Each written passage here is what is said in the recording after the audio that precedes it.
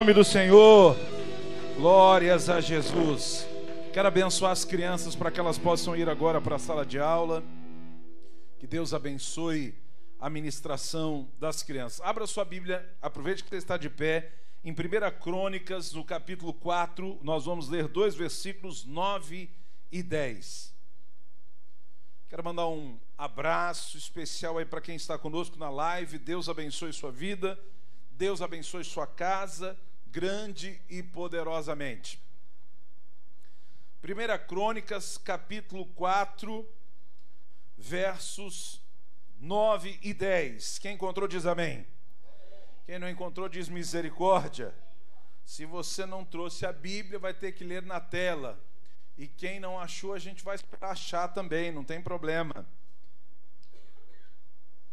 1 Crônicas, capítulo 4, versos 9 e 10 será a nossa leitura.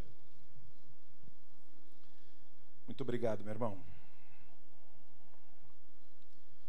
Jabes foi o homem mais respeitado de sua família. Sua mãe lhe deu o nome Jabes, dizendo: com muitas dores o dei à luz. Jabes orou ao Deus de Israel: abençoa-me minhas terras, que a tua mão esteja comigo, guardando-me de males e livrando-me de dores. E a Bíblia diz: e Deus atendeu ao seu. A Bíblia diz: e Deus atendeu ao seu pedido. Coloque sua Bíblia sobre a cadeira, a mão no seu coração, e vamos orar. Pai da glória, bendito seja o nome do Senhor. Obrigado pela tua presença real, tão abençoadora aqui nesta noite. Estamos aqui diante da tua palavra lida e clamamos ao teu Espírito Santo que fale a cada coração que aqui está e aqueles que estão na internet. Que o Senhor fique à vontade aqui no nosso meio e que o meu coração e o coração de cada um dos meus irmãos seja como aquela terra boa, que a semente é lançada e vai gerar fruto de 30, 60 e até 100 por um, para a glória e louvor do nome de Jesus. Oramos, quem crê diz amém. Você pode assentar-se, querido. Louvado seja o nome do Senhor. Diga para essa pessoa que está do seu lado: se não fosse por você, eu seria a pessoa mais linda aqui hoje. E diga para ele ainda: olha, eu vou ouvir agora a voz de Deus, hein? Então não quero ouvir a sua. Aleluia. Na semana passada, eu comecei uma série de mensagens aqui sobre Jabes. É um personagem mencionado em 1 Crônicas, como nós acabamos de ler, mas numa genealogia. Aquela parte da Bíblia que a gente nem sempre tem paciência de ler. É aquela parte da Bíblia que fala de quem gerou quem, o pai, a mãe, o avô, as gerações. E às vezes o máximo que você sabe de uma pessoa é apenas o nome. Só que Jabes, ao contrário dos demais, teve 2 versículos para contar a sua história. A Bíblia diz que ele foi muito relevante na sua família. Ele foi o homem mais notável, mais respeitado da sua família. Isso não podia deixar de ser registrado. Na verdade, a mudança na vida de Jabes deu-se por causa do relacionamento dele com Deus. Mudanças, grandes mudanças na história só podem ser feitas com um relacionamento profundo com Deus. Ele desenvolveu um relacionamento com Deus. Ele estava fadado a carregar a história de dor da sua mãe. Sua mãe, quando estava ganhando ele, tendo ele como filho, sentiu muitas dores e então resolveu botar o nome do garoto de dor. Então ele está fadado a vida inteira a levar a história de dor da sua mãe. E ele diz: eu não quero carregar a história de dor de ninguém. eu quero a minha história, eu quero as minhas bênçãos. E ele vai orar, e ele vai pedir ao Senhor. E como mencionei aqui na semana passada, ele pediu 4 coisas. Primeiro, ele pede a bênção de Deus. Segundo, ele pede a multiplicação de recursos, que é o que nós vamos falar daqui a pouco aqui. Além disso, a presença de Deus e a proteção de Deus em relação aos inimigos. Quero destacar com você a respeito dessa multiplicação de recursos. Quando ele está orando a Deus, ele pede que aumente as suas terras. No texto original, rabá significa multiplicar. Ele diz: Deus, eu tenho isso aqui e eu gostaria que o Senhor multiplicasse. Ele não estava pedindo o dobro, ele estava pedindo a multiplicação do que ele tinha. Ele não estava pedindo: eu quero essa terra e mais essa. Não, ele quer multiplicação de recursos. Ele quer recurso em abundância. Ele quer mais do que ele tem, muito mais ainda do que ele tem. Gente, quando nós temos mais recursos, quando há multiplicação de recursos, a gente chega onde a gente não conseguia chegar. A novos lugares, sonhos são alcançados. E ele queria prestígio também. Por quê? Porque já está destinado a ser reconhecido como um homem de dores, mas ele deseja ser ilustre. Ele não quer ser aquela caricatura de alguém sofredor, de alguém que nasceu daquele jeito e está destinado a viver daquele jeito. Eu tenho encontrado uma série de pessoas ao longo desses 20 anos de ministério que se sentem desprivilegiadas por terem nascido em determinados lugares, por fazerem parte de uma família não tão conhecida, ou por não ter galgado sua faculdade nas melhores escolas, ou ter andado pelas melhores academias, e às vezes se retraem, achando que estão destinadas àquilo. Por outro lado, já encontrei tantas outras que, apesar do lugar, da forma com que viveram e foram criados, se tornaram pessoas muito grandes dentro daquilo que faziam. E ele diz: eu não quero mais. Então ele faz uma oração ao Senhor. Ele diz: olha, Senhor, eu preciso da tua bênção e eu quero que os meus recursos sejam multiplicados. Eu quero ter mais condições financeiras. Eu quero ter mais condições, mais aporte financeiro. Essa é a oração dele. E o texto que você leu comigo diz que Deus atendeu a sua oração. Irmãos, a Bíblia diz que Deus atende orações. Quem crê nisso, que Deus atende orações? Inclusive a Bíblia diz que aquele que ora, se crer, pode crer, inclusive que já recebeu, porque é assim que Deus faz. Deus abençoa, Deus escuta, Deus ouve as orações dos seus filhos. Louvado seja o nome do Senhor. Se você não está orando, comece a orar. Se você não está pedindo, comece a pedir. Se você não está sonhando, comece a sonhar. Se você não está esperando, comece a esperar, porque de Deus só vem coisa boa, irmãos. A Bíblia diz que a bênção de Deus não acrescenta dores. Aleluia. Não quero mais continuar desse jeito, Deus. Essa é a história da minha mãe, não é a minha. Essa é a história da minha família, não é a minha. Eu não quero continuar crescendo dentro dessa história. Então entenda comigo. As razões de Jabes estão claras. Não quer mais viver daquele jeito. E olha, irmão, deixa eu falar uma coisa para você. Tem um ditado popular que diz que aquele que quer, dá um jeito. O que não quer, arruma uma. Aquele que quer, dá um jeito. Aquele que não quer, arruma uma desculpa. Existe um ponto central na vida de pessoas que mudam, que são transformadas, que saem de um nível para o outro nível. É quando elas reconhecem que ali onde elas estão é o limite de onde elas podem chegar. E então elas decidem, a partir desse momento, dar passos conscientes para que haja mudança. Ah, mas meu casamento não está bom, até você decidir que vai ficar bom. Aí você vai dar passos para isso.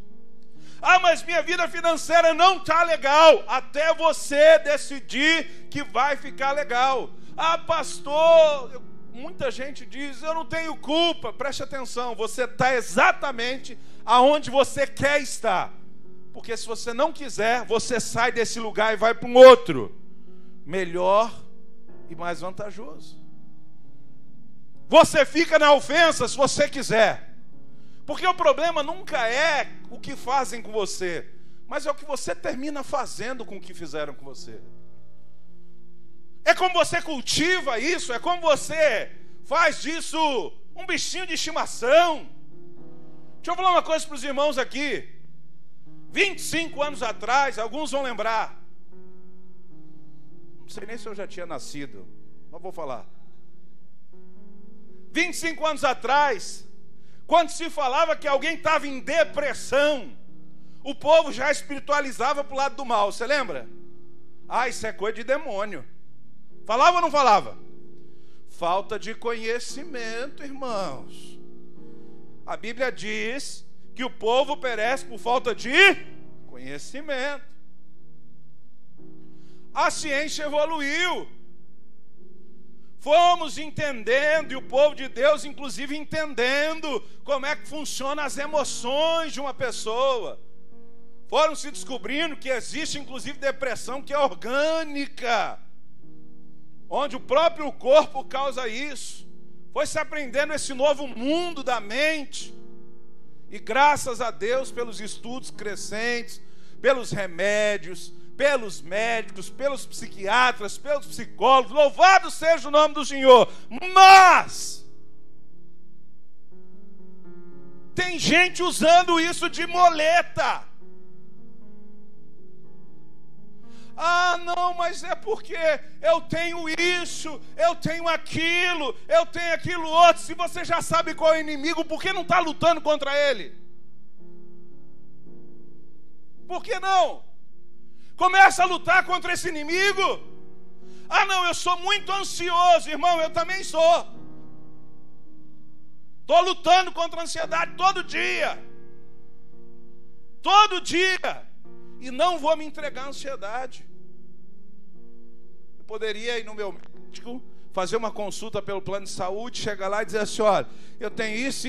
Eu saio lá com um remédio ou não saio? Claro que não, porque ele não dá remédio. Eu saio com a receita. Peguei você, viu, né? Aí vou lá na farmácia, compro um ansiolítico. E ó, vou dormir tranquilo. Poderia fazer isso. Nada de errado para quem faz. Mas eu não quero. Ponto.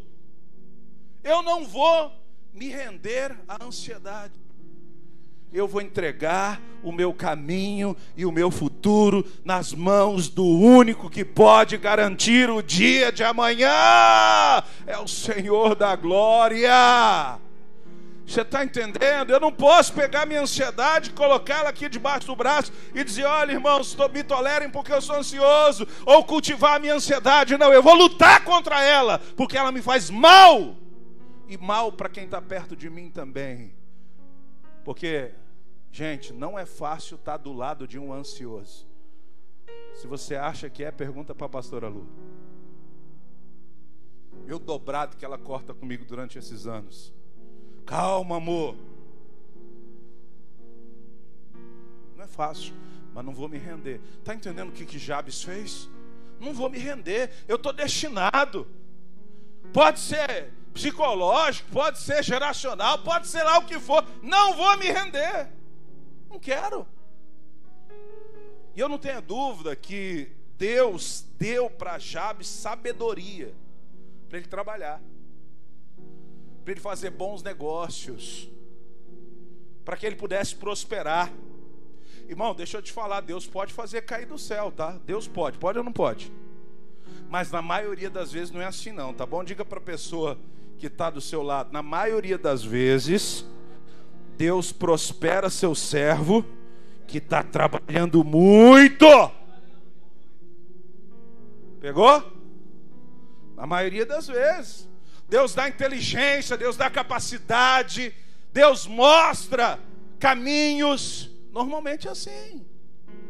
Então, provavelmente, Deus deu muita sabedoria para ele, para que ele fizesse bons negócios, para que ele pudesse comprar terras, e aí obter lucro a partir do seu trabalho. E aí a vida dele foi prosperando. Deixa eu te falar, não tenho dúvida nenhuma que todos que estamos aqui gostaríamos de ter mais recursos do que temos. Ah, pastor, eu já tenho recurso infinito, não estou querendo mais nada. O que você ainda está fazendo aqui, né? Todos nós gostaríamos de ter um pouquinho mais. Talvez um pouquinho mais, alguém diria, pastor, ajudaria bastante. Pouquinho, pastor, um pouquinho mais. Ia ajudar bastante. Então, irmão, vamos dar uma espiada agora, rapidamente, em alguns princípios da palavra que falam sobre multiplicação de recursos. Acredite, Deus tem interesse em multiplicar recursos na sua vida. Deus tem interesse em fazer você prosperar. Deus tem interesse em desenrolar a sua vida financeira. Porque o tema da palavra de hoje é essa: multiplicação de recursos. Na semana que vem, a presença de Deus. Nós vamos fazer as 4 mensagens da série. Deus tem interesse em prosperar você financeiramente. Imagina comigo, irmão. Alguém vai dizer assim, pastor, dinheiro não traz felicidade. Tem verdade nessa frase, mas também tem mentira. Como assim? Você precisa pagar uma conta, não tem dinheiro, você fica feliz? Mas e se tiver o dinheiro para pagar a conta, como é que você fica? Todo faceiro. Então o dinheiro também traz felicidade. Agora, não como um valor para a vida, entendeu? Porque o amor ao dinheiro é a raiz de todos os males. Lembre-se, o dinheiro é um excelente servo, mas é um péssimo senhor. Quem serve ao dinheiro sofre a beça. Então vamos dar uma olhada nos princípios, alguns rapidamente, que eu gostaria que você soubesse. O primeiro deles: tudo pertence a Deus. O Salmo 24, verso 1 diz: do Senhor é a terra e tudo que nela existe, o mundo e os que nele vivem. Então vamos combinar um negócio aqui. Eu, você, tudo que nós temos pertence a Deus. Amém ou não? Presta atenção, vamos ler de novo para ver se você entendeu direitinho isso aqui. Volta lá para mim. Do Senhor, de quem, irmãos? Não é o seu nome que está aqui, não? É o nome de quem? Do Senhor é a... e tudo que nela existe. Então é do Senhor. O mundo e os que nele vivem. Então preste atenção. O que eu tenho, o que você tem, o que nós teremos, pertence ao Senhor. Então bora combinar? Não é nada meu, não é nada teu. Então nós somos administradores do que é de Deus. Diga para a pessoa que está do seu lado: você é administrador das coisas de Deus. Administrador. Isso é um princípio poderosíssimo que faz você refletir de como você está lidando com as suas finanças. É de Deus. Então eu preciso ter cuidado do jeito que eu gasto. Sabe, irmãos, algumas das coisas que eu vou falar aqui para os irmãos fazem parte de um seminário que eu preparei para essa igreja anos atrás, chamado Money. Não vai dar tempo de eu falar isso aqui, porque são horas de ensino. E eu estou só citando algumas coisas para poder embasar essa questão da multiplicação de recursos. Então a primeira coisa que eu tenho que saber, você tem que saber que tudo é do Senhor. Não esquece disso. O que você tem na carteira agora é do Senhor. Amém? O que você tem no banco é do... gastei mais do que devia, estou devendo. Está devendo em nome do Senhor, hein? É melhor pagar. É tudo dele. Eu preciso aprender a administrar algo que não é meu. Deixa eu te falar, irmão.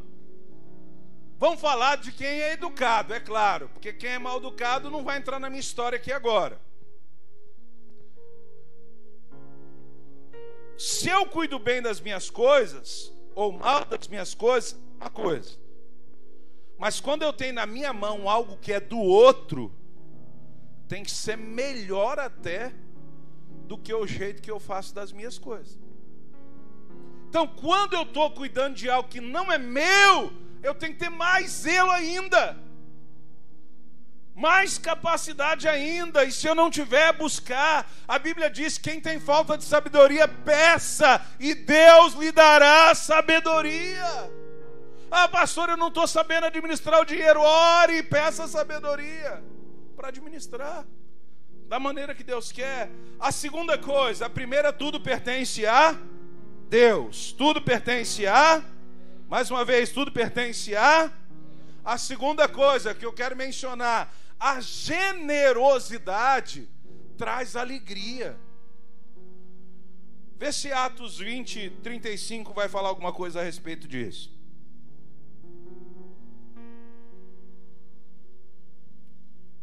Vai adiante para mim. Em tudo que fiz, mostrei...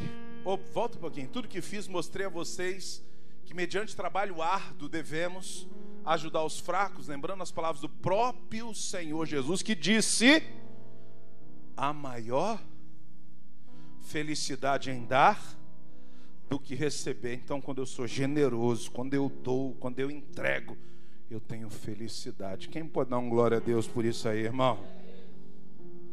Você está entendendo? Quando eu dou, quando eu entrego, isso traz sentimento de felicidade, porque Jesus disse que há mais felicidade em dar do que receber. E quem melhor do que Jesus para ensinar isso? Entregou a sua própria vida por amor. Própria vida por amor. Isso é princípio para multiplicação de recursos. Generosidade. Fala para a pessoa que está do seu lado: você quer ter multiplicação de recursos? Seja generoso. Seja generoso. Vou te contar uma história. Era uma estrada e uma mulher estava no seu carro chique. E de repente ela percebeu um barulho e teve que parar o carro porque o pneu estava furado. Ela se viu desesperada porque era um carro grande, pegou o celular para fazer a chamada para o seguro, trocar o pneu, mas infelizmente estava sem sinal.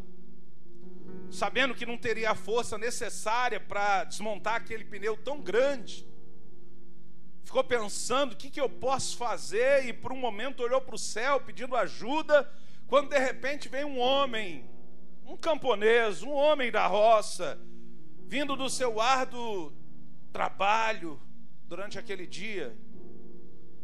E ela não demora a olhar para ele, ele olha para ela e ele se adianta e diz: a senhora precisa de ajuda? E ela diz: eu preciso, moço, meu pneu furou e eu não consigo trocar. E aquele homem então prontamente largou as suas ferramentas, pegou ali o macaco, a chave de rodas e trocou o pneu daquela mulher, que foi assim extremamente grata a ele, botou a mão no bolso, puxou uma quantia generosa de dinheiro e foi entregar para ele. Na hora que foi entregar para ele, ele disse: não, minha senhora, muito obrigado, não precisa.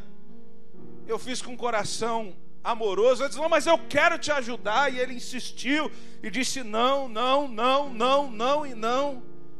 E ela então parou de insistir, colocou o dinheiro no bolso e foi embora. Mas na frente então ela, depois desse estresse, para numa lanchonete e uma moça vem atender ela, muito simpática, grávida está. E ali ela serve. Quando ela sai, ela diz: eu vou fazer a bondade a alguém. O que ela fez? Pegou aquele dinheiro que ela ia dar para aquele rapaz e colocou debaixo do prato, quando aquela garçonete iria pegar, costume de quem deixa alguma gorjeta ali, além de pagar a conta. Quando a moça viu, ficou apavorada, mas ela disse: é para você mesmo. Então ela viu aquele bolo de dinheiro, um dinheiro que iria ajudar muito a vida dela. Ela coloca, e depois ela está ansiosa para chegar em casa, contar para sua família a bênção. E quando ela lá chega, ela quer contar para o marido diz: eu também quero te contar algo. E ela diz: eu também quero. E o marido diz: então fala, meu bem, o que aconteceu? Ela diz: você não acredita, eu ganhei uma gorjeta hoje que vai ajudar a nossa família para sempre. E ficou muito feliz, e eles celebraram alegremente. E ela disse: sim, meu bem, e você? O que você pode contar? Ele diz: não é que eu ajudei uma mulher a trocar o pneu dela hoje?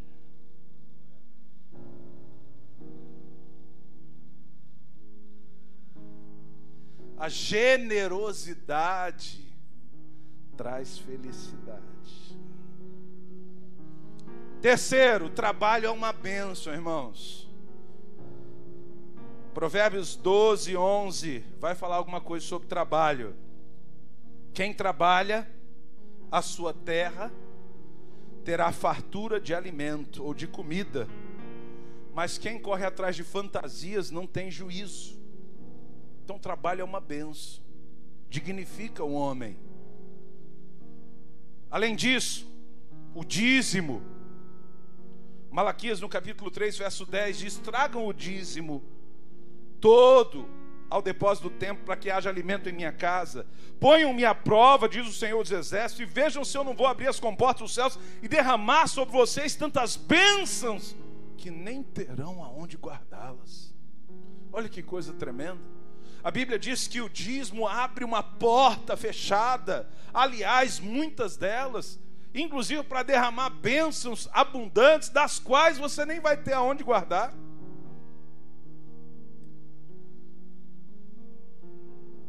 Tudo bem que os tempos mudaram, mas, pastor Vitor, quando eu comecei a pregar, eu só tinha um sapato, pastor Vitor. Pastor Jorge calça 46, irmãos. De uns anos para cá foi mais fácil achar esse tamanho, mas antes não era. Então, se eu conseguir um 43, às vezes 44, lá na Mesbla, na Riachuelo, na Pernambucanas, eu usava os dedos assim, ó, dobrados. Sapato furado, irmãos. Sapato furado. Chegava na igreja, me ajoelhava na última cadeira, irmãos, para que, virado lá para fora, ninguém visse o furo. E no dia de chuva colocava uma sacola de plástico, irmão, para não molhar a meia. O problema era quando a pedra resolvia pegar bem no buraquinho.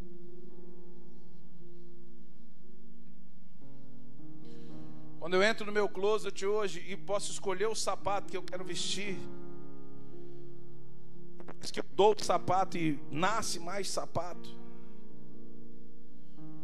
Mas dizem que o pastor gosta muito de sapato. Pelo contrário, se a pastora Lu não mandar eu diversificar, eu uso um só até acabar. Vício daquela época. Mas eu lembro de quando eu fui fiel no pouco. Estou falando de sapato, irmãos, mas quantas outras coisas Deus tem feito na nossa vida. O dízimo abre porta para derramar coisas sobre a sua vida sem medida. Louvado seja o nome do Senhor. Agora a oferta, 2 Coríntios 9, 7, fala uma coisa importante sobre a oferta. Diz que cada um dê conforme determinou no seu coração, não com pesar ou por obrigação, pois Deus ama quem dá com... Deus ama quem dá com... Deus ama quem dá com... Então, quando você vai entregar alguma coisa para o Senhor, não pensa que vai fazer falta, não pensa que, isso, aquilo. Não, meu irmão, você entrega com alegria na presença do Senhor, porque Deus ama quem entrega com alegria. Princípio para multiplicação de recursos. Eu estou terminando. Mas quero citar pelo menos mais 2 textos. Provérbio 3, 9.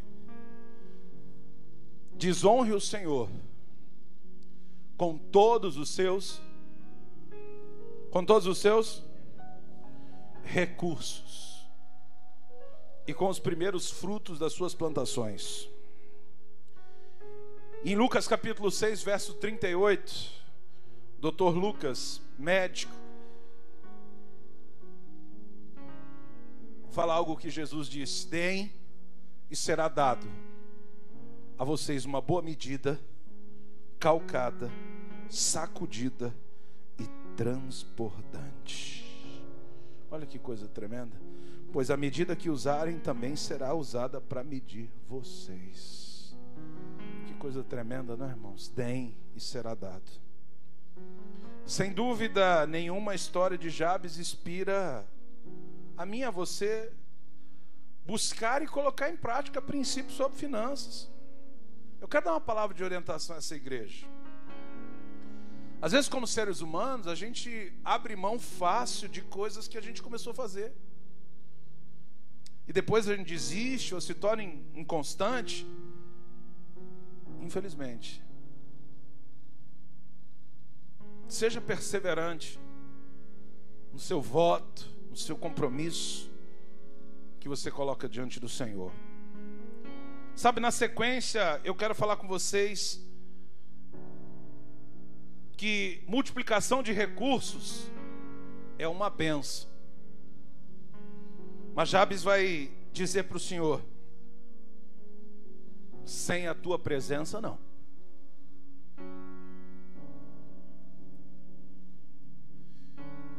E eu preciso falar para você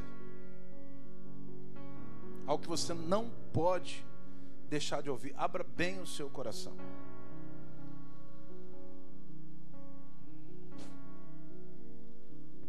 O tempo acabou, pastor Vitor. Poxa, vai ficar para quarta-feira que vem o restante dessa palavra.